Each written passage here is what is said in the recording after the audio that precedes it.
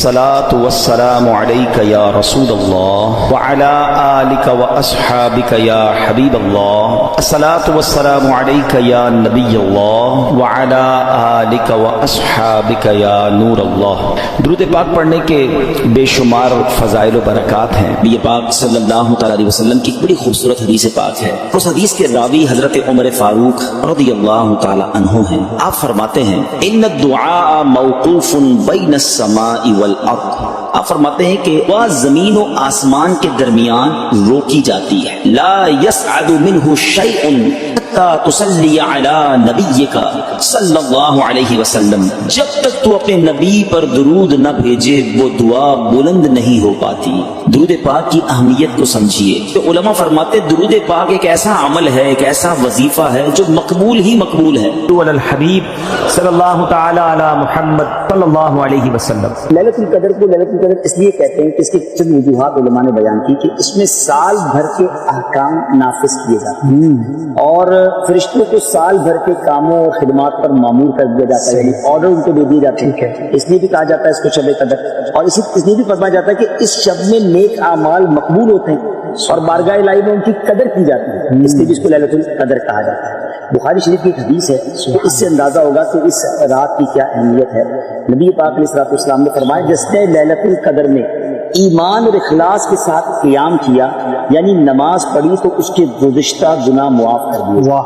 اور یہ رات کتنی زیادہ اہمیت کی حامل ہے کہ یہ 1000 مہینوں سے زیادہ افضل رات. اب اس کو اگر کیلکولیٹ کریں نا تو یہ 83 years and 4 months یعنی تقریباً 83.5 سال کی عبادت سے افضل یہ ایک رات کی عبادت کر لی جائے اور اللہ قبول کر لے تو 1000 مہینوں سے زیادہ ثواب ملتا ہے. اب اس رات کی اہمیت دیکھیں کہ صرف اس ایک رات کی اہمیت بیان کرنے کے لیے قرآن پاک کی پوری سورت سورہ قدر نازل ہوئی. احادیث میں مضمون ملتا ہے کہ شب قدر کو رمضان کے آخری عشرے کی طاق راتوں میں بھیجا. 5 راتیں ہیں جو سال میں آتی ہیں جن میں ہمیں تلاش کرنا ہے.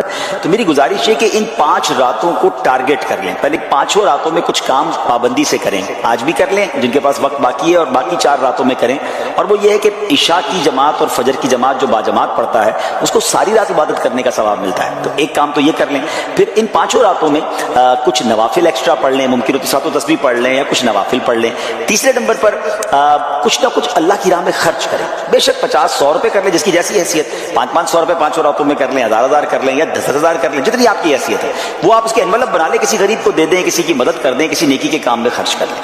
چوتھے نمبر پر آپ جو ہے وہ ہو سکے تو درود پاک 1200 بار پڑھ لیں. کچھ نہ کچھ تلاوت قرآن بھی کریں اس طرح 5 راتوں میں. سورہ ملک پڑھ لیں، سورہ یاسین پڑھ لیں. اور آخری بات یہ کہ اگر ماں باپ ہیں تو ان کے دستبوسی کر لیں، چلے گئے تو ہو سکے تو قبرستان میں حاضری دے دیں. اب یہ 5-6 نیکی کے کام ٹارگٹ کر لیں اور ساری 5 راتوں میں کریں. اب ان 5 میں سے کوئی بھی رات اگر ليلۃ القدر ہوئی تو ہماری یہ تمام نیکیاں ملٹی پلائی ہو جائیں گی انشاءاللہ. ليلۃ القدر خیر من الف شہر، 1000 مہینوں سے زیادہ بہتر ہے. تو انشاءاللہ اگر یہ قبول ہو گیا تو بیڑا پار ہو جائے گا، ثواب کا انبار لگ جائے گا. تو do not miss these 5 nights. شب قدر میں کیا پڑھنا چاہیے، نماز اور دعائیں وغیرہ؟ روایت ہے کہ جو شب قدر میں اخلاص نیت سے نوافل پڑھے گا اس کے اگلے پچھلے گناہ معاف ہو جائیں. شب قدر میں 4 رکعت نماز نفل اس ترکیب سے پڑھے کہ ہر رکعت میں الحمد کے بعد سورہ قدر انا انزلناہ فی لیلۃ القدر 3 مرتبہ پوری سورت، اور سورہ اخلاص قل هو اللہ احد شریف 50 مرتبہ پڑھے. پھر سلام کے بعد سجدے میں جا کر 1 مرتبہ سبحان اللہ والحمد للہ ولا الہ الا اللہ واللہ اکبر پڑھے. پھر سجدے سے سر اٹھا کر جو دعا مانگے انشاءاللہ عز و جل مقبول ہوگی. رات تو دعائیں کرنے کی، اللہ کی بارگاہ میں گر گڑانے کی ہے کہ میرے مولا ہم وہ مہینہ ایسا نہیں گزار سکے جیسا گزارنا چاہیے تھا، ہماری خطاؤں کو معاف کر کے آج کی رات ہماری بخشش فرما دے. سبحان اللہ. آپ نے سنا کہ یہ رات صبح تک سلامتی والی ہے، فرشتوں کا نزول کا ذکر ہوا، قرآن کے نازل ہونے کا ذکر ہوا. اور سبحان اللہ اس کے بارے میں نبی پاک علیہ الصلوۃ والسلام کی احادیث سے یہ مضمون ملتا ہے، روایتوں سے مضمون ملتا ہے کہ سیدنا جبریل امین اور فرشتے نازل ہوتے ہیں اور عبادت کرنے والوں سے مصافحہ کرتے ہیں. وہ اس رات عبادت کر رہے ہوتے ہیں, ان سے فرشتے ہاتھ ملاتے ہیں, اور اس مبارک شب کا ہر ایک لمحہ سلامتی ہی سلامتی ہے. 1000 مہینے کیوں کہا, 100 سال ہو جاتے, 50 سال ہو جاتے, اسپیشلی 1000 منتھس. کوئی نہ کوئی تو راز ہے نا اس کے پیچھے. تو علماء نے اس کی بڑی جو ہے نا وہ شان نزول لکھے ہیں. اس میں ایک بڑا کمال کا شان نزول یہ ہے کہ بنی اسرائیل کا ایک شخص تھا اور بہت نیک آدمی تھا. نبی پاک علیہ السلام نے صحابہ کے سامنے حضرت شمعون ان کا نام تھا, ان کے بارے میں بتایا کہ اس بندے نے, اس عظیم ہستی نے ایسی عبادت کی کہ 1000 مہینے ایسی عبادت کی کہ دن کو وہ راہ خدا میں جہاد کرتے اور رات بھر عبادت کرتے. تو صحابہ کرام کمال کی شخصیات, وہ ان کے فضائل سن کر, ان کی قربانیاں سن کر, ان کی عبادتیں سن کر نبی پاک سے کہتے ہیں وہ ہماری عمریں تو بڑی قلیل ہیں. 83 ایئرز سے زیادہ انہوں نے اس طرح گزارا کہ دن میں بھی عبادت, رات میں بھی عبادت, روزے بھی رکھے انہوں نے, اور رات عبادت میں گزاری. ہم تو یہ کر ہی نہیں پائیں گے, ہماری ایج ہی تھوڑی ہے. تو نبی پاک علیہ السلام جب یہ سنا تو پیارے آقا علیہ السلام کے بھی دل اقدس پر کچھ غم گزرا. اللہ کو کبھی یہ گوارا ہے, اللہ تو اپنے حبیب علیہ السلام پر کیسا مہربان ہے. جبریل امین حاضر ہوئے اور عرض کی کہ حضور یہ قرآن پاک کی صورت نازل ہوئی ہے, آپ کو اللہ نے ایک رات عطا کی ہے, آپ کی امت میں کوئی بھی شخص اس رات عبادت کر لے تو حضرت شمعون کی 1000 مہینوں کی عبادت سے وہ بڑھ جائے. اب آپ ذرا سوچیں کہ یہ اتنی بڑی نعمت ہے جو اس امت کو عطا کی گئی. تو ہمیں تو جس کو کہتے ہیں نا کہ ویری کانشیس رہنا چاہیے. اچھا یہ بھی نہیں کہا کہ پورے سال میں کبھی بھی آ جائے گی, تو ہم 360 365 دن رات ڈھونڈتے, پھر رمضان میں بھی اگر ہوتی تو 30 ڈیز کوشش کرنی پڑتی. ہمارے لیے یہ بھی آسان کر دیا گیا. تبدیل ہوتی رہتی ہے. اس رات کے بارے میں بڑے اقوال ہیں. اکثر بڑے علماء کا یہ بھی قول ہے کہ 27ویں شب جو ہے وہ شب قدر ہوتی ہے. کچھ علماء فرماتے ہیں کہ یہ رات بدلتی رہتی ہے. بہرحال ہمیں ان 5 راتوں میں خوب عبادت کرنی ہے, اور اس کے بارے میں اللہ تبارک و تعالیٰ نے اس رات کو پوشیدہ کیوں رکھا ہے, جس طرح دیگر اشیاء کو اللہ کریم نے پوشیدہ رکھا. مثلا اللہ تعالیٰ نے اپنی رضا کو اطاعتوں میں پوشیدہ رکھا ہے. ہمیں نہیں پتہ کون سی نیکی سے رب راضی ہو جائے, اس لیے کیا کہا جاتا ہے چھوٹی نیکی کو بھی نہیں چھوڑنا ہے. کبھی آپ نے سنا ہوگا نا کہ کسی نے کتے کو پانی پلایا, اس کی بخشش کر دی گئی, راستے سے کانٹا ہٹا دیا, اس کی بخشش کر دی گئی. تو چھوٹی نیکی بھی نہیں چھوڑنی ہے, کیونکہ اللہ پاک نے اپنی رضا کو اطاعتوں میں چھپا کر رکھا ہے. ہم نہیں جانتے کس عمل سے اللہ راضی ہو جائے, وہ نقطہ نواز ہے. تو بندہ ہر نیکی کرتا جائے, کیا معلوم اس سے میرا رب راضی ہو جائے. بالکل اسی طرح اللہ تبارک و تعالیٰ نے اپنے غضب کو گناہوں میں چھپا رکھا ہے. ہم نہیں جانتے کون سا گناہ اللہ کے غضب کی باعث بن جائے. بعض اوقات ہمیں لگتا ہے چھوٹا سا گناہ ہے اور وہی رب کی ناراضی کا باعث بن جاتا ہے. تو بندہ اپنے آپ کو گناہوں سے بچاتا رہے. اسی طرح اللہ نے اپنے اولیاء کو اپنے بندوں میں چھپا کے رکھا. ہمیں نہیں پتا کون اللہ کا ولی ہے. ایون ہو سکتا ہے آج ہماری ماشاءاللہ اس مسجد میں اللہ کے اتنے ولی کے نام پر یہ مسجد بنی ہے, اولیاء کرام کے بھی سردار ہیں غوث اعظم رضی اللہ تعالیٰ عنہ. ہو سکتا ہے یہاں بھی کوئی اللہ کا ولی بیٹھا, ہم نہیں جانتے. تو اس کا فائدہ کیا ہوا کہ چونکہ اولیاء کرام کو رب نے بندوں میں چھپا کر رکھا ہے, تو اب بندہ سب کے ساتھ عزت سے بات کرے, اپنے ملازم سے بھی عزت سے بات کرے, غریب سے بھی عزت سے بات کرے. کیا پتا کہ وہ اللہ کا ولی ہو جس سے میں بدتمیزی کر رہا ہوں, جس کو گالیاں نکالتا ہوں. لوگ اپنے ملازمین کو گالیاں نکال رہے ہوتے ہیں, ان کو ایسے ڈانٹ رہے ہوتے ہیں جیسے غلام بنا لیا ہے. نہ کرو ایسا. ٹھیک ہے وہ غریب ہے, تمہارا ملازم ہے, اگر وہ اللہ کا ولی ہوا نا, ویسے بھی کسی مسلمان ولی نہ بھی ہو, مسلمان ہے تو اس کی تعظیم کرنی ہے, اس کو دل نہیں دکھانا. لیکن اگر وہ اللہ کا ولی ہوا تو یاد رکھیے گا میٹھے اسلامی بھائیوں, میں نے اب تک جتنا میرا مطالعہ ہے تھوڑا سا یہ ہے کہ 2 ہی چیزوں کے بارے میں پڑھا ہے جس میں رب اعلان فرماتا ہو, رب کی طرف سے یہ اعلان ہو کہ جس نے یہ 2 کام کیے وہ ایسا ہے جس نے اللہ سے جنگ کی.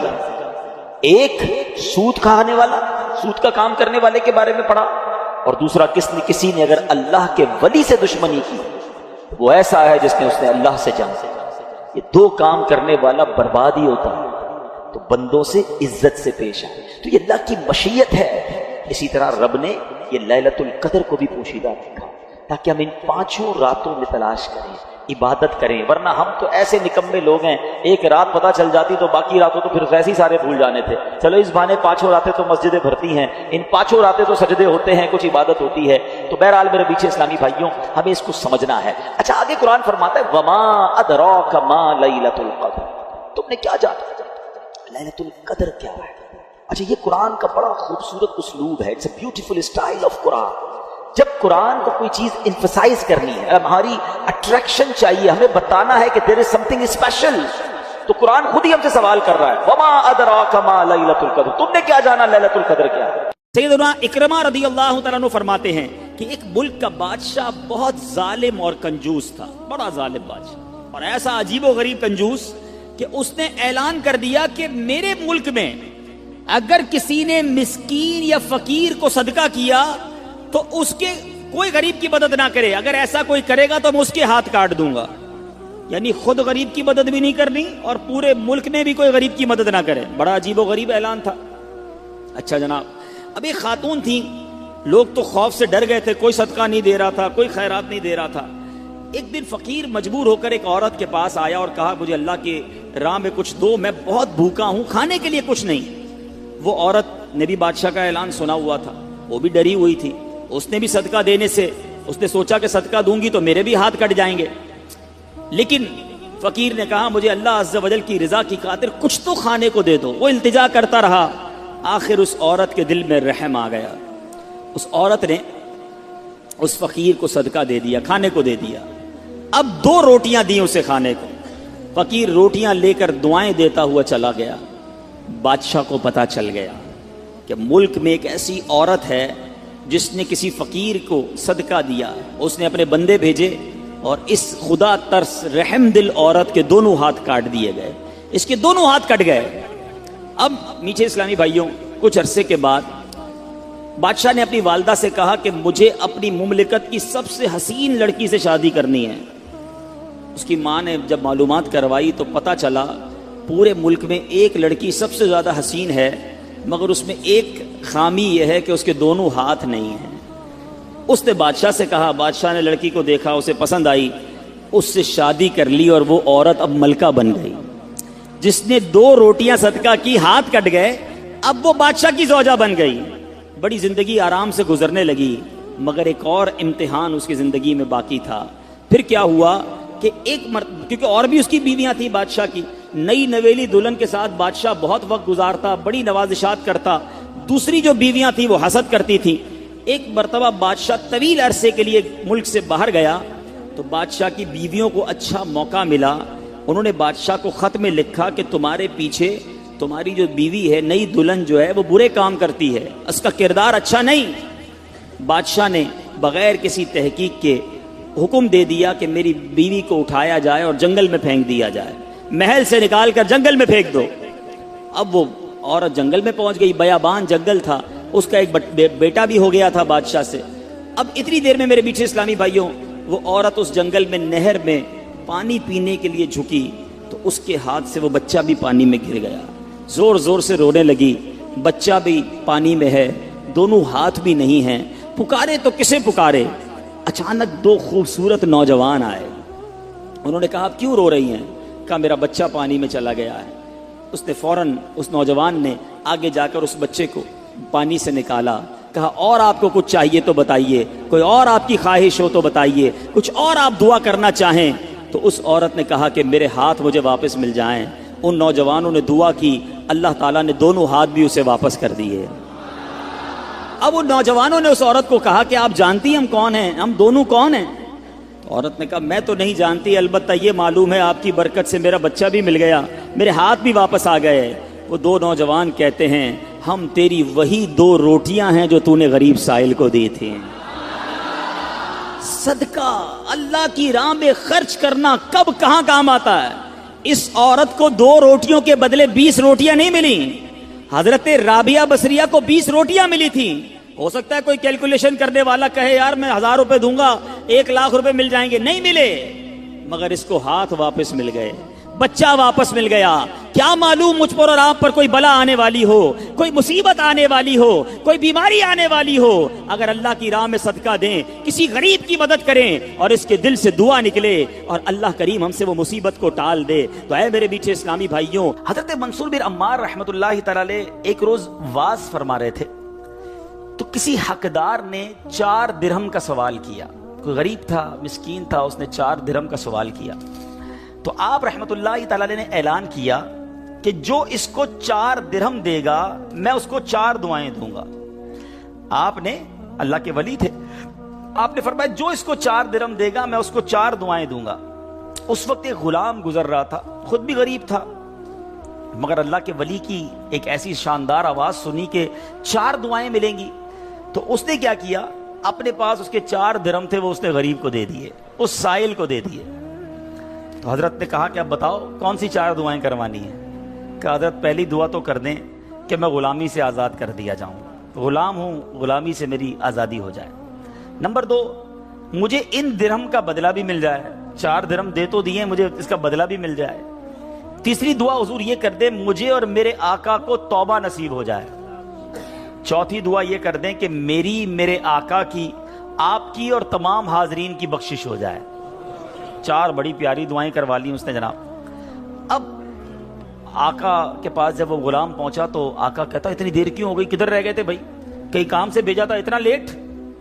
کہتا حضور ایسا ایسا ماجرا ہوا, راستے میں حضرت منصور اللہ کے ولی وہ کہہ رہے تھے جو 4 درہم دے دے میں 4 دعائیں کروں گا, میں نے تو 4 درہم دی اور 4 دعائیں کروا کے آیا ہوں. کہا اچھا بتاؤ دعائیں کون سی تھی, پہلی دعا بتاؤ. کہا حضور میں نے پہلی دعا تو کی کہ اللہ مجھے غلامی سے آزاد کر دے. آقا کہتا جا تو غلامی سے آزاد ہے. پہلی دعا فوراً قبول ہو گئی نا, پہلے آقا کو دعا سنائی, آقا کہتا جا تو غلامی سے آزاد. کہا بتا دوسری دعا کون سی کروا کے آیا؟ کہا حضور دوسری دعا میں نے یہ کی کہ جو 4 درہم میں نے دیے ہیں مجھے اس کا بدلہ مل جائے. غریب آدمی تھا ظاہر ہے. تو آقا نے کہا کہ میں نے تجھے 4 درہم کے بدلے 4000 درہم دیے. ارے بھائی واہ بھائی. تیسری دعا بتا کون سی کروا کے آیا؟ کہا حضور تیسری دعا میں نے کی کہ مجھے اور میرے آقا کو گناہوں سے توبہ کی توفیق نصیب ہو. یہ سنتے ہی آقا واقعی آقا تھا, اس کی زبان پر استغفار جاری ہو گیا, کہنے لگا یا اللہ میں اپنے پچھلے سارے گناہوں سے توبہ کرتا ہوں. کہا اب بتا چوتھی دعا کیا کروائی تھی؟ کہا حضور چوتھی دعا یہ تھی کہ آپ کی یعنی میرے آقا کی, میری اور تمام حاضرین اجتماع کی مغفرت ہو جائے. یہ سن کر آقا نے کہا 3 باتیں تو میرے اختیار میں تھی, وہ میں نے کر لی, چوتھی میرے ہاتھ میں نہیں ہے. مغفرت کرنا تو اللہ کا کام ہے نا. اسی رات آقا نے خواب میں کسی کہنے والے کو سنا کہ جو تمہارے اختیار میں تھا وہ تم نے کر دیا, اور میں ارحم الراحمین ہوں, میں نے تمہیں, تمہارے غلام کو, منصور بن عمار کو اور تمام حاضرین کو بخش دیا ہے. کیا بات ہے, کیا بات ہے, سبحان اللہ. ہیں یہ میرے میٹھے اسلامی بھائیوں, یہ واقعہ جو ہے یہ کتنی زبردست موٹیویشن ہے کہ ہمیں نہیں پتا ہوتا کسی غریب کی مدد کر کے, کسی محتاج کی مدد کر کے, کسی پریشان حال بندے کی مدد کر کے ہم کبھی کبھی ایسی دعا لے لیتے ہیں کہ ہمیں اندازہ بھی نہیں ہوتا, اور وہ ایسی دعا دے دیتا ہے کہ بگڑی بن جاتی ہے, مشکلیں ٹل جاتی ہیں. یہ دعائیں لینے والے بنیے, اللہ کی راہ میں خرچ کریں گے. آج واقعی میں صحیح بتا رہا ہوں, تو یہ بعض اوقات ایک کیفیت ہوتی ہے انسان کی کہ جب انسان کسی کی مدد کرتا ہے یا کوئی ایسا کام کرتا ہے جس سے کسی کے دل سے دعا نکلتی ہے. اور یہ تو اللہ کے ولی تھے نا, انہوں نے ہاتھ اٹھا کر یہ 4 دعائیں کی, تو سیکھنے کو یہ ملا کہ بعض اوقات اللہ کی راہ میں خرچ کر کے ہم وہ حاصل کر سکتے ہیں جو برسوں میں حاصل نہیں کر سکتے. وہ نعمتیں, وہ برکتیں حاصل ہو جاتی ہیں, وہ پریشانیاں دور ہو جاتی ہیں. کیونکہ روایتوں کا مضمون ہے کہ صدقہ بیماریوں کو ٹالتا ہے, صدقہ برائی کے 70 دروازے کو بند کرتا ہے, صدقہ بلا کو نیچے نہیں اترنے دیتا. ایک بڑی بات یاد رکھیے گا, ہمیں نہیں پتا ہوتا, ہم صبح اٹھتے ہیں مثال کے طور پہ اور کوئی بلا آنے والی ہوتی ہے. حدیثوں کا مضمون ہے جب انسان صدقہ دیتا ہے نا تو بلا اوپر سے اترتی ہے, صدقہ جا کے اسے روک لیتا ہے, انٹرسپٹ کرتا ہے, اور یہ لڑائی جاری رہتی ہے. صدقہ بندے پر بلا اترنے نہیں دیتا. اب بعض اوقات کیا ہوتا ہے, کئی لوگ ہوں گے جو بیانات بھی سنتے ہیں, کتابوں میں بھی پڑھتے ہیں کہ اللہ کی راہ میں 1 خرچ کرو 10 ملتا ہے. اب وہ ہو سکتا ہے مسجد میں ڈبے میں 100 روپے ڈالیں اور شام دکان پہ انتظار کر رہے ہوں کہ ابھی تک 1000 روپے بنے نہیں ہیں. مولانا صاحب نے تو کہا تھا 1 کا 10 ہو جائے گا. کسی فقیر کو 10 روپے دیے, انتظار کر رہے ہیں, 100 روپے کہاں ہیں بھائی, ملٹی پلائی بائی 10 ہو کے ملنا چاہیے تھا. تو ہم صرف مالی فائدہ سوچ رہے ہیں. میں آپ سے پوچھنا چاہتا ہوں, آپ نے اللہ کی راہ میں خرچ کیا 1000 روپے, 10,000 روپے یا 1 لاکھ روپے, اور اب آپ منتظر ہیں کہ ملٹی پلائی ہو جائے, لیکن کیا معلوم آپ کے گھر میں آگ لگنے والی تھی, کیا معلوم آپ کا روڈ پر ایکسیڈنٹ ہونے والا تھا, کیا معلوم آپ کا بچہ جو باہر کھیل رہا تھا اس پر کوئی خطرناک بلا آنے والی تھی, مگر آپ نے جو صدقہ دیا اس سے وہ بلا ٹال دی گئی. مجھے بتاؤ وہ 1000 کا 10,000 ہونا اچھا تھا یا ہم پر اتنی بڑی بلا کا ٹلنا اچھا تھا؟ تو ہمیشہ اللہ کی راہ میں صدقہ دیجئے, آپ یقین کریں آپ خوشحال ہو جائیں گے, آپ کی مشکلیں آسان ہوں گی. مگر دوبارہ وہی بات کروں گا کہ نیت اچھی ہو, صدقہ دیتے وقت، خرچ کرتے وقت، کسی کی مدد کرتے وقت احسان نہ جتانا. یاد نہیں تجھے تیرے بچے کی شادی میں نے کرائی تھی؟ بھول تو نہیں کیا قرضہ میں نے دیا تھا؟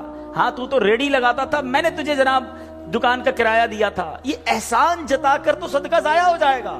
یا ایھا الذین آمنوا لا تبطلوا صدقاتکم بالمن والاذی، اے ایمان والو اپنے صدقے ضائع نہ کرو احسان جتا کر، تکلیف پہنچا کر. تو کچھ لوگ صدقہ دیتے بھی ہیں، مدد کرتے بھی ہیں، پھر ساری زندگی جتا رہے ہوتے ہیں. تو یہ بربادی ہے، یہ نہ کریں. بس اللہ کے لیے، اللہ کی رضا کے لیے آپ خرچ کریں اور پھر دیکھیں اس کی برکتیں کیسے ملتی ہیں. قرآن میں اللہ تبارک و تعالی اپنی راہ میں خرچ کرنے والوں کو کیسا مجدہ سناتا ہے، کیسی خوشخبری ہے، کیسا فرمان ہے. اللہ فرماتا ان المصدقین والمصدقات واقرضوا اللہ قرضا حسنا یضاعف لهم ولهم اجر کریم. بے شک صدقہ دینے والے مرد اور صدقہ دینے والی عورتیں اور وہ جنہوں نے اللہ کو اچھا قرض دیا، ان کے دونے ہیں اور ان کے لیے عزت کا ثواب ہے. اب کمال یہ ہے، یہ ایک جگہ نہیں، قرآن میں کئی جگہ اللہ تبارک و تعالیٰ نے قرض کا لفظ استعمال کیا ہے. کوئی اللہ کو جو اچھا قرض دے؟ مجھے ایک بات بتائیے، میں آپ میں سے کسی کو کوئی 10,000 روپے رکھوائے اور تھوڑے دنوں بعد کہے کہ ذرا وہ 10,000 میں سے 5,000 روپے دے دو، تو اس 5,000 دینے والے نے کوئی کمال کیا؟ اس کا تو کوئی کمال نہیں نا. پیسے میرے تھے اور میں نے کہا کہ میرے 10,000 میں سے 5,000 مجھے دے دو. کیا کمال کیا؟ میرے پیسے تھے، واپس دے دیے. مگر اللہ کی شان دیکھو، اللہ کی کرم نوازی دیکھو، شان کریمی دیکھو. ہم سب کو دانا دانا اس نے دیا ہے. ہم تو پیدا ہوئے تھے، کپڑے بھی جسم پر نہیں تھے، کھانے کو اس نے دیا، پہننے کو اس نے دیا، گھر اس نے دیا، مال اس نے دیا، سب اس نے دیا. مگر جب اس کی راہ میں خرچ کرنے کی باری آتی ہے تو کہتا ہے، فرماتا ہے قرآن میں، ہے کوئی جو اللہ کو اچھا قرض دے؟ اللہ کا مال ہے، ہم نے کیا کمال کرنا تھا؟ ہم خرچ کرتے، وہ کچھ بھی نہ دیتا اس کے بدلے، پھر بھی اسی کا مال تھا. مگر مہربانی دیکھو، مال بھی وہ دیتا ہے، توفیق بھی وہ دیتا ہے، خرچ کریں تو ثواب بھی وہی دیتا ہے، عطا بھی وہی کرتا ہے. اور علماء نے بڑی زبردست اس پہ ڈیبیٹ کی ہے، مفسرین نے بحث کی ہے کہ جناب ان آیتوں میں قرض کا لفظ کیوں لایا گیا. اللہ اکبر. فرمایا جب آپ اور میں، دنیا میں بندہ کسی کو قرضہ دیتا ہے نا تو امید ہوتی ہے یہ قرضہ واپس ملے گا. اگر امید نہ ہو تو پھر یہ قرض نہیں ہے، پھر تو تحفہ ہو جائے گا نا. آپ کسی کو تحفہ دے دیں تو آپ کو پتہ یہ واپس نہیں آئے گا. لیکن قرضہ دیتے وقت آپ طے کرتے ہیں کتنے دنوں میں دو گے، کب دو گے، کیسے لوٹاؤ گے. تھوڑی بندہ معلومات بھی کرتا ہے، یار قرضہ دے رہا ہوں، واپس ملے گا نہیں ملے گا. تو قرض کے جب بھی لفظ لون آئے گا، قرض آئے گا، اس کا مطلب یہ کہ یہ واپس ملنا ہے. تو اللہ نے قرآن میں گویا وعدہ فرما لیا ہے کہ تم جو میری راہ میں خرچ کرتے ہو، یہ اللہ کو قرض دینا ہے، یہ تمہیں واپس ملے گا، یہ لوٹایا جائے گا اور زیادہ دیا جائے گا. تو ہمیں اللہ کی راہ میں خرچ کرتے وقت یہ ذہن رکھنا چاہیے. سبحان اللہ. اب بانٹنے سے کیا گھٹتا ہے؟ بڑی خوبصورت حدیث پاک ہے، ذرا سمجھیے گا. ایک بار حضرت عائشہ صدیقہ رضی اللہ تعالی عنہا سے مروی ہے کہ اہل بیت نے، نبی پاک کے گھر والوں نے ایک بکری ذبح کی اور پیارے آقا علیہ الصلوۃ والسلام تشریف لائے. بکری ذبح کی اور انہوں نے کچھ تقسیم بھی کر دی. حدیث کا مضمون ہے، نبی پاک آئے اور ارشاد فرمایا کہ اے عائشہ کیا بچا ہے؟ بکری کو کاٹا تھا، تقسیم کی، کیا بچا ہے؟ عرض کی گئی کہ حضور کاندھے کے سوا کچھ نہیں بچا ہے. کاندھے کا گوشت بچا لیا گیا ہوگا، باقی بانٹ دیا. نبی پاک نے ایک جملے میں ساری بات سمجھا دی، اگر آپ سمجھ جائیں. آقا نے فرمایا عائشہ کاندھے کے سوا سب بچ گیا ہے. بات آ رہی ہے سمجھ میں؟ کہا کیا گیا؟ حضور کاندھا بچ گیا ہے، کاندھے کے سوا کچھ نہیں بچا. اور نبی پاک نے فرمایا کاندھے کے سوا سب بچ گیا ہے، یعنی جو بٹ گیا ہے وہ بچ گیا ہے. یہ ذہن بنا لو کہ آج میں نے اور آپ نے جو اللہ کی راہ میں خرچ کیا وہی بچا ہے، ورنہ باقی تو ہم کھا کے ختم کر دیں گے نا. اگر ہم مر جائیں گے تو یہ پیسے تو بچوں کے وراثت میں چلے جائیں گے. میرے لیے کیا بچا ہے؟ میرے لیے وہی بچا ہے جو میں نے آگے بھیج دیا ہے، جو بانٹ دیا ہے، جو خرچ کر دیا ہے. عقل اگر آ جائے ہمیں، اللہ کرے کہ ہمیں اس بات کی سمجھ آ جائے کہ آج اگر خوشحالی ہے، آج اگر مال جیب میں ہے، بینکوں میں پڑا ہے، گھر خالی پڑے ہیں، یہ خالی پڑے رہ جائیں گے اور میں دنیا سے چلا جاؤں گا۔ اگر میں چاہتا ہوں یہ آخرت کے اکاؤنٹ میں جمع ہو جائیں، میں یہ پیسہ لے کر جنت میں جاؤں اور اس پیسوں کے بدلے جنت کی نعمتیں کما لوں، تو مجھے یہاں یہ اللہ کی راہ میں خرچ کرنا پڑے گا۔ اور یہ بات میں نہیں کہہ رہا، آپ اور میں یہاں رہنے والے بھی، یہاں بھی کمیٹی ڈالی جاتی ہوگی، BC ہوتی ہوگی کہ تھوڑے تھوڑے پیسے جس میں جمع ہوتے ہیں اور وقت پر مل جاتے ہیں، انسان کمیٹی ڈالتا ہے کہ یار کبھی برے وقتوں میں کام آئے گی، بچی کی شادی میں کام آئے گی۔ ایسا ہوتا ہوگا نا آپ کے یہاں بھی۔ اب میں آپ کو حدیث قدسی سناتا ہوں۔ حدیث قدسی ہے جس کا مضمون ہے، اے ابن آدم اپنا مال میرے پاس جمع کرا دے۔ اللہ فرماتا ہے اے ابن آدم اپنا مال میرے پاس جمع کرا دے، نہ جلے گا، نہ ڈوبے گا، نہ کم ہوگا، میں تجھے اس دن لوٹاؤں گا جس دن تجھے ایک ایک نیکی کی ضرورت ہوگی۔ سیکیورٹی ڈپازٹ، یہ بعض اوقات جو مسجد میں ہمارے آگے سے ڈبہ جاتا ہے نا، یا کبھی کوئی اسلامی بھائی جھولی لے کے بیٹھے ہوتے ہیں، یہ جب جیب سے آپ پیسے نکال کے ڈالتے ہو نا، اس وقت ذہن بناؤ کہ یہ جا نہیں رہا، یہ جمع ہو رہا ہے میرے آخرت کے اکاؤنٹ میں، اور ڈال دوں یار، ابھی آج کل پیسے اچھے ہیں، تھوڑے اور ڈال دوں جمع ہو جائے، ادھر ملے گا۔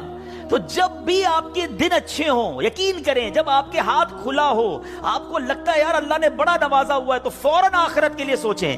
جیسے ہی زیادہ پیسے آتے بندہ سوچتا ہے نا یار آج کل اچھے پیسے ہو گئے، کوئی اچھی جگہ پر گھر لے لیتے ہیں، چلو بچوں کو لے کے کہیں سیر کرانے جاتے ہیں۔ آپ اپنے پیسے کو دنیا میں انجوائمنٹ کے لیے جب یوز کر رہے ہیں تو اسی پیسے کو آخرت کی انجوائمنٹ کے لیے، آخرت کی لگزریز کے لیے، آخرت کی نعمتوں کے لیے استعمال کرنے کا ذہن بنائیں اور دیتے چلے جائیں۔ میں یہاں ایک مشورہ بھی دینا چاہوں گا، بالخصوص میرے بزرگوں کو، اللہ نے جن کو نوازا ہے، بلکہ میں کہتا ہوں تھوڑے پیسے بھی ہیں نا، یہ میرا مشورہ یاد رکھ لو۔ اور یہ امیر علیہ سنت نے ایک بار مدنی مذاکرے میں بھی فرمایا تھا۔ ہم نے الحمدللہ تحدیث نعمت کے لیے عرض کرتا ہوں، الحمدللہ میری والدہ مرحومہ نے، میرے والد صاحب نے، میں نے خود بھی، ہمارے گھر والوں نے، ہم نے اس طریقے پر عمل کیا اور اس کی برکتیں پائی ہیں۔ تو اچھی نیت سے میں آپ کو بتاتا ہوں کہ ہم دیکھیں دنیا میں ہیں، ٹھیک ہے، ہم نے بہت سارے ایسے جنازے پڑھے ہیں، ایسے سویم میں بھی گئے ہیں، 40ویں میں بھی گئے ہیں، اور جا کے ہم نے مرحوم کے بچوں کو کہا ہے کہ دیکھیں آپ کے ابو جان چلے گئے دنیا سے، کروڑوں روپے چھوڑ کر گئے ہیں، آپ کے ابو نے کتنا کیا آپ کے لیے،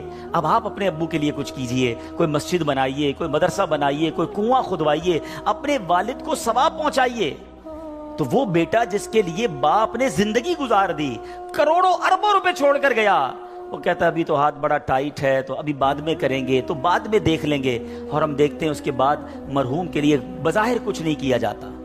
تو آج مجھے اور آپ کو اپنی فکر خود کرنی ہے۔ اگر آپ نے پیسے کمائے ہیں نا، آپ نے مکان بنائے ہیں، آپ نے جائیدادیں بنائی ہیں، تو اپنی فکر خود کیجئے۔ اس کے دو طریقے ہیں، ایک طریقہ اپنی زندگی میں ہی انہوں نے ماشاءاللہ یہ مسجد بنا دی، مدرسہ بنا دیا، بہت اچھی بات ہے، یا تو یہ کر لیں، اور اگر یہ نہیں کر پا رہے تو دوسرا طریقہ بتاتا ہوں جو بڑا آسان ہے، وہ یہ ہے کہ انسان کو شریعت نے یہ اختیار دیا ہے کہ آپ اپنی وصیت کر جائیں، اور وصیت میں 30% آپ وصیت کر سکتے ہیں کہ آپ کے چھوڑے گئے مال میں سے 30% کسی نیکی کے کام میں خرچ کر دیا جائے، آپ کے لیے صدقہ جاریہ کے لیے خرچ کر دیا جائے۔ بھائیوں والا مشورہ ہے، آپ عمل کریں نہ کریں، کہ اگر زندگی میں یہ وصیت کر دیں کہ میرے مرنے کے بعد جو بھی میرا مال بچے گا اس میں سے 30% جو ہے وہ دعوت اسلامی کو یہ کہہ کر دیا جائے کہ میرے لیے صدقہ جاریہ کے لیے مسجد، مدرسہ، جامعہ، کوئی ایسا کام کر دو کہ قیامت تک مجھے ثواب ملتا رہے۔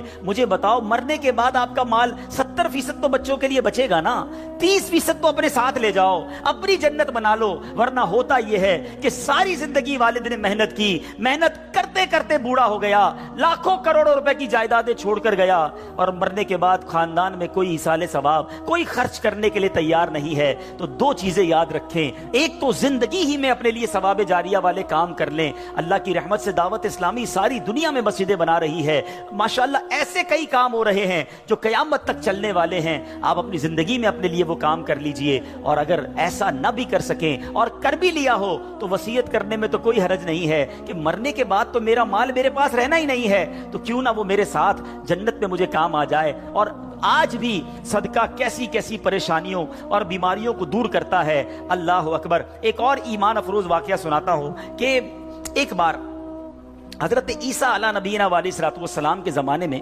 ایک دھوبی تھا، جو لوگوں کے کپڑے آپس میں تبدیل کر دیتا تھا، یعنی لوگوں کے کپڑے ملا دیتا، لوگ بڑے پریشان تھے اس سے. تو لوگوں نے حضرت عیسیٰ علیہ السلام کو اس کے متعلق بتایا، تو آپ نے اللہ عز و جل کی بارگاہ میں دعا کی کہ اے اللہ اس کو ہلاک فرما دے. اللہ کے نبی نے ایک ایسے شخص کے لیے دعا کی کہ یا اللہ اس کو ہلاک کر دے، تیرے بندے اس سے بڑے پریشان ہیں. ایک روز وہ دھوبی بالکل اسی معمول میں نکلا، اس کے پاس 3 روٹیاں تھیں. ایک سائل آیا، ایک فقیر آیا اور اس نے کہا کہ اللہ کے لیے مجھے روٹی دے دو.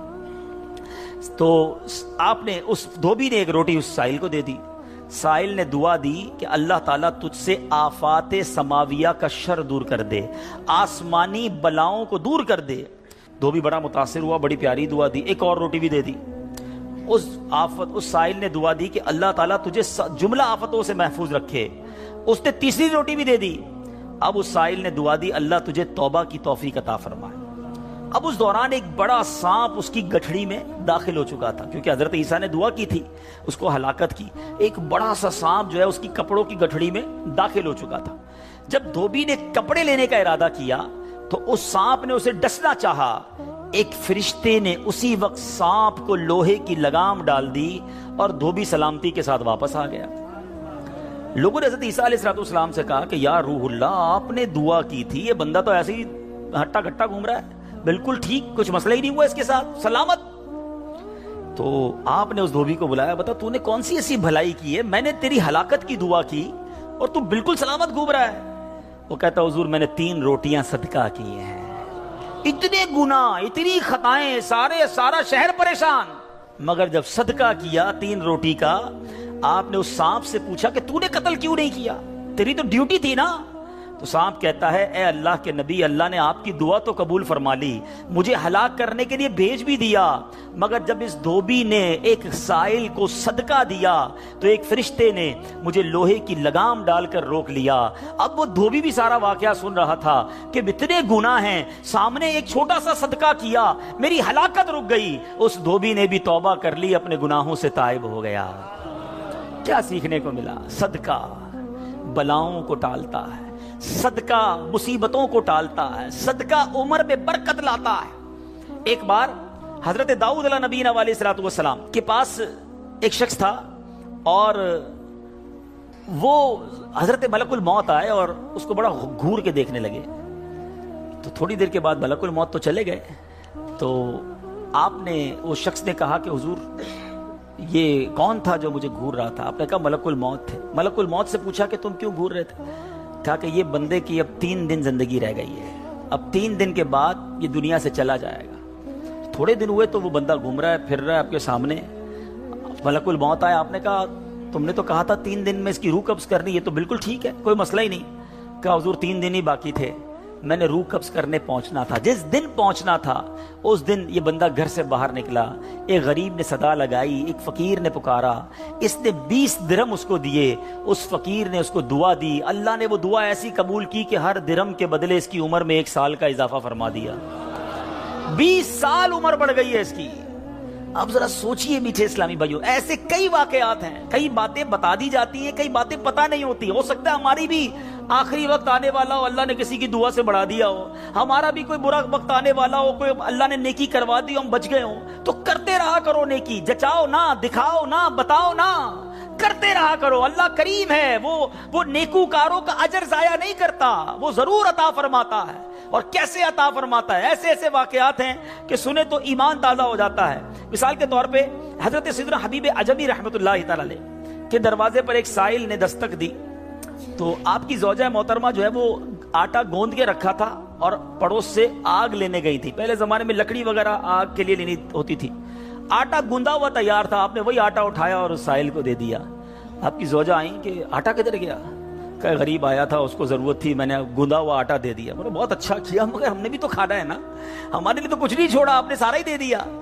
اب تھوڑی دیر ہوئی تو کیا ہوتا ہے کہ دروازے پر دستک ہوتی ہے. ایک بندہ ایک بہت بڑا تھال لے کر پکی ہوئی روٹیاں بھی لاتا ہے اور سالن بھی لاتا ہے. آپ اپنی زوجہ سے کہتے ہیں دیکھ لو، دیا آٹا تھا، روٹیاں بھی پکے آ گئیں، ساتھ سالن بھی آ گیا ہے. تو یہ بلیف ہوتا تھا، اللہ والوں کا یقین ہوتا تھا کہ یہ خرچ کیا ہے یہ ملنا ہی ملنا ہے. اللہ کرے کہ ہم اللہ کی راہ میں بس خرچ کرنے والے, صدقہ دینے والے, اللہ کی راہ میں دل کھول کر خرچ کرنے والے بن جائیں. ڈھونڈیے آپ کے پڑوس میں کوئی پریشان ہوگا, تلاش کیجئے آپ کے رشتہ داروں میں کوئی غریب پریشان ہوگا, آپ کے دوستوں میں پریشان ہوگا. اچھا ایک اور بات بتاؤں, جو واقعی صحیح معنوں میں سفید پوش ہوتے ہیں نا, وہ بولتے نہیں ہیں کسی کو. آپ کہیں گے یار کسی دوست نے تو کچھ مدد مانگی ہی نہیں ہے, رشتہ دار تو کوئی آیا ہی نہیں گھر پہ, پڑوسی نے تو کبھی کچھ نہیں کہا, وہ کہیں گے نہیں. آپ ڈھونڈیے, تلاش کیجئے, جنت میں گھر چاہیے نا. مثال دیتا ہوں, آپ کو کوئی یہ کہے کہ جناب کسی پریشان حال کو ڈھونڈ کر 1000 روپے دو اور اس کے بعد فلاں بینک سے 1 لاکھ روپے لے لو, تو پھر پریشان حال فوراً مل جائے گا. سیدھا سیدھا ابھی ڈھونڈتا ہوں جناب 1000 کیوں, 2000 دوں گا تو 2 لاکھ نہیں ملیں گے, تو بندہ یہ کہے گا نا. تو آپ کو سامنے نفع نظر آئے تو سب پریشان حال بھی مل جائے گا. اللہ کے بندوں, جنت میں محل کا وعدہ ہے, ڈھونڈیے نا. آپ کے غریب رشتہ دار پریشان ہوں گے, کسی کی بچی کی شادی ہونے والی ہوگی, کوئی بیچارہ گھر میں اچھا کھانا نہیں کھاتا ہوگا, چلے جائیں اس کے گھر اور اس کی کچھ مدد کر کے آئیں. اور ایک اور بات بھی بتا دوں, بعض اوقات جب یہ پریشان حالوں کی پریشانیاں دور کرنے کی بات ہوتی ہے نا, تو بندہ سمجھتا ہے یار یہ پیسے سے ہی دور ہوگی, میں تو ہوں ہی غریب. تو یہ بھی نہیں ہے, ہر پریشانی پیسے سے دور نہیں ہوتی. اگر پریشانیوں کا حل پیسہ ہوتا تو دنیا میں کوئی مالدار پریشانی نہ ہوتا. اس کو پریشانی آتی, پیسے خرچ کرتا, پریشانی دور کر دیتا. ایسا نہیں ہے. ہر پریشانی کا مداوا, ہر پریشانی کا سولوشن پیسہ نہیں ہے. آپ کو یہ نہیں کہا گیا کہ جو مالی مدد کرے گا اسے جنت میں محل دیا جائے گا. جو کسی مسلمان کی پریشانی دور کرے, بعض اوقات حوصلہ دینے سے پریشانی دور ہو جاتی ہے, ہمت دلانے سے پریشانی دور ہو جاتی ہے. یار گھبرانا نہیں, میں تمہارے ساتھ ہوں, ٹینشن مت لینا, میں بیٹھا ہوں. بیمار ہے, اس کے گھر چلے گئے, تھوڑی دیر اس کے ساتھ بیٹھے, اسے ڈاکٹر کے پاس لے گئے. کسی کا بیچارے کا کوئی معاملہ ہے تو ساتھ جا کر وہ معاملہ حل کروا دیا. یہ کبھی کبھی کچھ اچھے میٹھے بول بھی پریشانی دور کر دیتے ہیں. لیکن ہمیں اچھے بول بھی تو آنے چاہیے, مسکرانا بھی تو آنا چاہیے, حوصلہ دینے بھی تو آنا چاہیے. سیدی اعلیٰ حضرت امام اہل سنت کمال کی بات لکھتے ہیں. آپ فرماتے ہیں شربت نہ دیں نہ دیں, کریں بات لطف سے. شربت نہیں پلانا, نہ پلاؤ, اچھی بات تو کر لو یار. شربت نہ دیں نہ دیں, کریں بات لطف سے. یہ شہد ہو تو پھر کسے پرواہ شکر کی ہے. بعض اوقات مسکرا کر مل لینا بندے کے دکھ دور کر دیتا ہے. چند اچھی باتیں, ہمیں آ کر کوئی کہتا نا یار بڑی بیمار ہوں, پریشان ہوں, اچھا چلو ٹھیک ہے یار اب کل سے ٹائم پہ آ جانا. ارے اللہ کے بندے, اس نے اپنی پریشانی بتائی, تھوڑا اس سے ہمدردی تو کریں. اچھا کیا ہو گیا, خیر تو ہے, کیسے بیمار ہو گئے, ڈاکٹر کو دکھایا کہ نہیں, میری ضرورت ہے تو بتائیں, کوئی کام ہو تو بتائیں. آپ نے پیسے دیے ان 5 جملوں میں؟ نہیں دیے نا, مگر کیا بتاؤ اس کا درد کم نہیں ہو گیا ہوگا, اس کو حوصلہ نہیں مل گیا ہوگا. یاد رکھو میٹھے اسلامی بھائی, یہ جو الفاظ ہیں نا, ہماری باتیں ہیں, یہ الفاظ زخم پر مرہم کا کام بھی کرتے ہیں, اور یہی الفاظ زخم پر نمک کا کام بھی کرتے ہیں. ہم بعض اوقات کسی کے زخموں پر نمک چھڑک دیتے ہیں, وہ پریشان ہے, تکلیف میں ہے, مصیبت میں ہے, اور اس کو ایسا جملہ کہہ دیتے ہیں کہ اس کی پریشانی بہت بڑھ جاتی ہے. اور کبھی کبھی چند اچھے جملے انسان کا غم بھلا دیتا ہے. اللہ کے واسطے اچھا بولنا سیکھیے, نرم ہو جائیے, شفیق ہو جائیے. مثال کے طور پہ کوئی بندہ آیا کہ یار اسکوٹر کا ایکسیڈنٹ ہو گیا, اور میں نے تو پہلے ہی پتا تھا تیرا ایکسیڈنٹ ہونا ہے, تو چلاتا ہی صحیح نہیں ہے, پہلے ہی تیزی سے چلاتا ہے. کیوں چلاتا ہے اسکوٹر جب چلانے نہیں آتی؟ اب بتاؤ بندہ کہ یار ایکسیڈنٹ بھی ہوا, اس کے باتیں بھی سنوں میں, تو یہ زخم پر نمک ہو گیا نا. آپ یہ باتیں بعد میں سمجھا لینا کہ یار تیز مت چلایا کرو, مگر ابھی تو حوصلہ دیں, ابھی تو بیچارے کی طبیعت پوچھیں, ابھی تو اس کی پریشانی دور کریں. تو ایسی بہت ساری مثالیں ہیں کہ جب بھی ہمارے پاس کوئی پریشان حال آئے نا, تو اسے اچھی بات کریں, حوصلہ دیں, پریشانی دور کریں. تو انشاءاللہ میں بھی کوشش کرتا ہوں, آپ بھی کوشش کریں کہ انشاءاللہ رجب میں ضرور کسی کی پریشانی دور کریں گے انشاءاللہ. اب یہ سینکڑوں اسلامی بھائی یہاں بیٹھے ہیں, ہم سب ایک ایک کی پریشانی دور کریں گے تو ہزاروں مسلمانوں کی پریشانیاں دور ہو جائیں گی نا. یہ اسلام کی بیوٹی ہے, یہ اسلام کی خوبصورتی ہے کہ مسلمان کی مدد کرے, اس کی پریشانی دور کرے. مالی پریشانی ہے تو دور کریں, جسمانی پریشانی ہے تو دور کریں.